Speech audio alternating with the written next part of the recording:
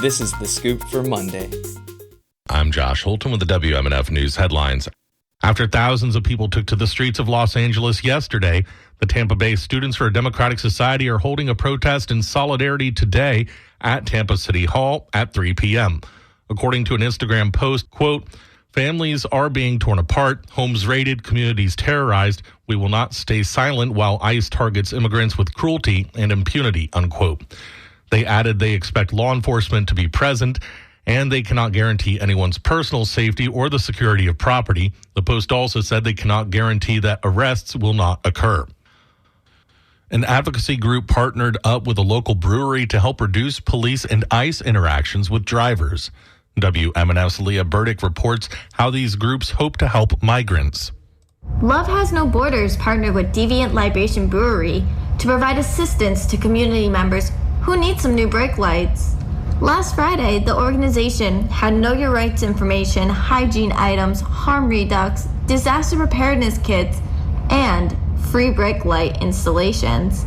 Being pulled over for a brake light can end in immigration enforcement action, according to the flyers. Tim Ogen owns the brewery. I want to be here for the community first and foremost. I mean, without community, we really have nothing. And, in times like these, it's even more important. Ogen says he was happy to see an organization bring these concerns and brake light preparedness to Tampa.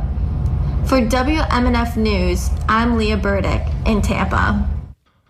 A federal appeals court Friday kept on hold a new Florida law targeting undocumented immigrants who enter the state, rejecting arguments by Attorney General James Uthmeier that enforcement should at least temporarily be allowed.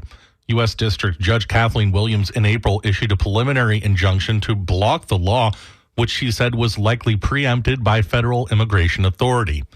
Uthmeier appealed the injunction to the 11th U.S. Circuit Court of Appeals and asked for a stay of Williams' ruling. Such a stay could have allowed the law to be enforced while the legal battle plays out. But a three-judge panel of the Atlanta-based court Friday rejected the request for a stay. A day of color and celebration took place as Gulfport held their 5th annual Pride celebration Saturday. WMNF's Leah Burdick shares how the festivities went. It was a day full of music and laughter as the community celebrates LGBTQ+ and LGBTQ-friendly business. Pride Day was a family-friendly festival to support diversity and equality. There were a lot of local and small businesses who came out to show their support. Rachel Santos and her 2 friends are proud supporters for LGBTQ communities.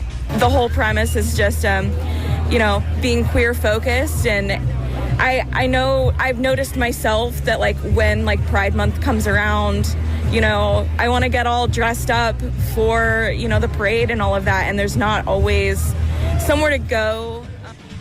Santos says if stores will pull back, she will make them herself. At their tent, people can find t-shirts, bags, and stickers, all based around what she called queered apparel. The festivities didn't end there. The Wine House and Barbecue put on 2 drag shows, and Neptune Grill also had an event of their own. For WMNF News, I'm Leah Burdick in Gulfport. Florida's legislative session is in overtime as House and Senate are back in Tallahassee and try to hammer out a budget. WMNF's Chris Young reports Orlando State Senator Carlos Guillermo Smith says the talks are tedious but necessary.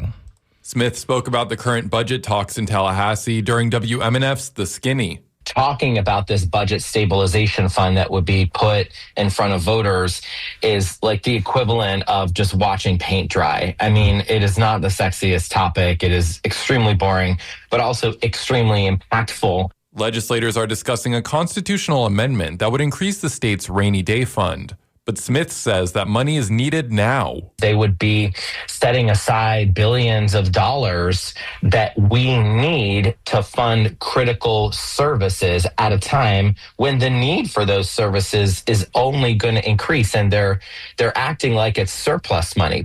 You can listen to the full interview at WMNF.org. Chris Young, WMNF News. Partly cloudy today with highs in the lower 90s. Possible showers tonight with overnight lows in the mid-70s and thunderstorms tomorrow with highs around 90. I'm Josh Holton with the WMNF News headlines. This is The Scoop, recorded at WMNF Tampa.